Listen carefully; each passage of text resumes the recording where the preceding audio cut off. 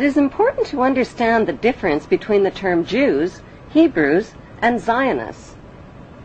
The majority of the world's Jewish population are honest, caring, honorable people who practice Judaism, follow religious tradition, and embrace good moral values. The term Hebrew refers to the Hebrew language. It also refers to the Hebrew people who are the ethnic descendants of the original 12 tribes of Israel.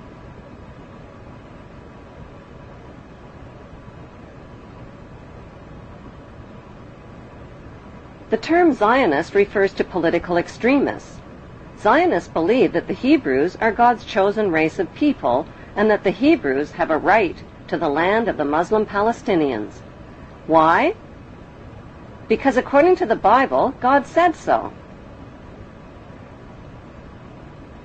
These Zionist extremists represent only a small minority of Jews and Hebrews. Christians who support Israel's theft of Palestinian land are called Christian Zionist extremists. Their goal is to help fulfill the prophecies of the Bible story.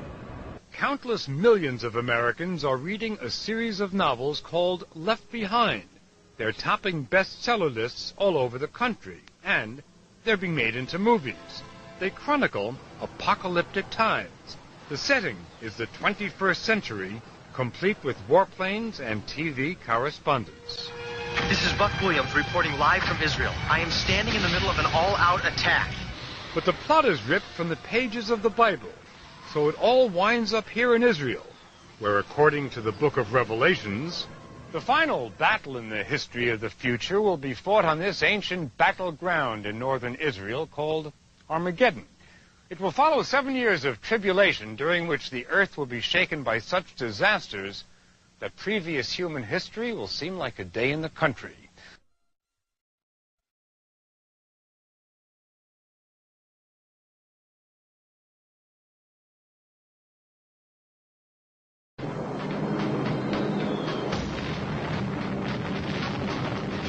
I made the only decision I ever knew how to make. I did what I thought was right. 50 years ago, the United States dropped the atomic bomb on Japan. To this day, Americans know very little about how that decision was reached. The idea that the United States committed these and other horrific crimes against humanity and participated in the 9/11 incineration of thousands of its own citizens is too frightening a thought for many to consider. But even more frightening are the consequences of denial.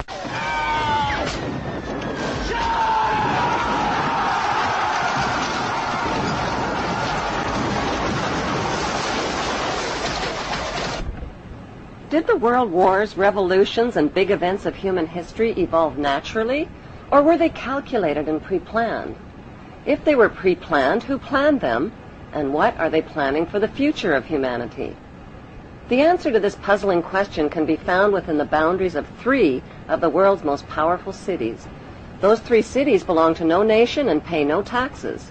They are Washington's District of Columbia, which is not part of the city of Washington or of the United States, the inner city of London, which is not part of London or England, and Vatican City, which is not part of Rome or Italy.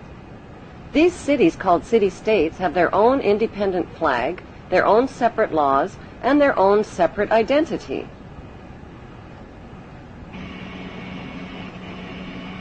Vatican City is in fact a state, the smallest principality in the world. It lies on the banks of the Tiber, completely surrounded by the city of Rome. Its status as a separate state emerged from the Lateran Agreements of February 1929. It has its own newspaper, postal service, radio and television station, its own flag, and a population of about 1,000. The Vatican also has its own army of Swiss guards, and it even has its own prison. Gracing the walls of St. Peter's Basilica is the Vatican-approved image of God, an angry, bearded man in the sky, painted by Michelangelo.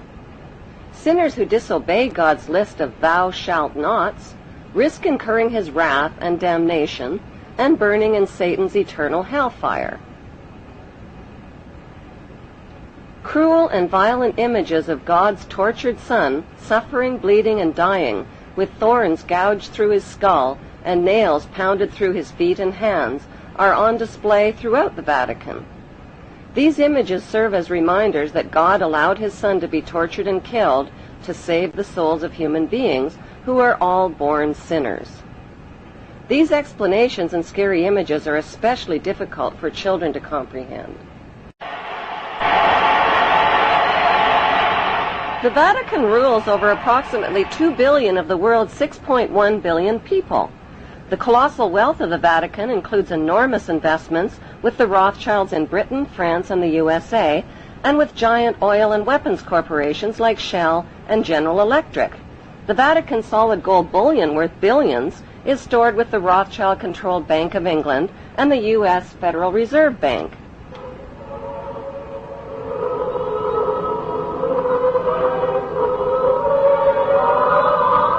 The Catholic Church is the biggest financial power, wealth accumulator, and property owner in existence, possessing more material wealth than any bank, corporation, giant trust, or government anywhere on the globe. The Pope, who is the visible ruler of this colossal global wealth, is one of the richest men on earth. While 2/3 of the world earns less than $2 a day, and 1/5 of the world is underfed or starving to death, the Vatican hoards the world's wealth, profits from it on the stock market, and at the same time preaches about giving. How did the Pope and Vatican accumulate all that wealth over the millennium? One method was to put a price tag on sin. Many bishops and popes actively marketed guilt, sin, and fear for profit by selling indulgences. Worshippers were encouraged to prepay for sins they hadn't yet committed and get pardoned ahead of time. Those who didn't pay up risked eternal damnation in Satan's oven. Pope Leo X rebuilt St. Peter's Basilica, selling tickets out of hell and tickets to heaven. During the Dark Ages, the Catholic Church not only hoarded the wealth they collected from the poor, but hoarded knowledge. They kept the masses ignorant and in the dark by denying them a basic education.